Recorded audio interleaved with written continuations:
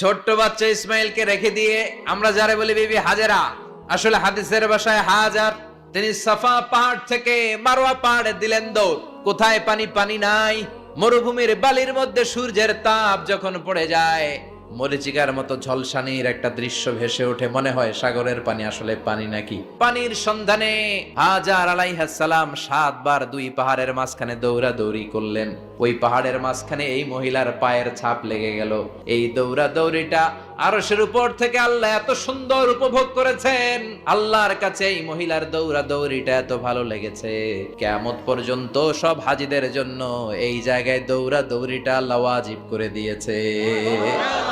এই জায়গায় দৌড়াদৌড়ি না করলে হজ হবে না, উমরা হবে না। এই দৌড়াদৌড়িটা, মহিলাটার স্যাক্রিফাইস, হৃদয়ের আবেগ আর ভালোবাসাটা আল্লাহর কাছে এত পছন্দনীয় হয়েছে, কিয়ামত পর্যন্ত আল্লাহ চান সবাই দৌড়াবে, আমি উপর থেকে দেখবো, ওয়াজিব করে দিলেন।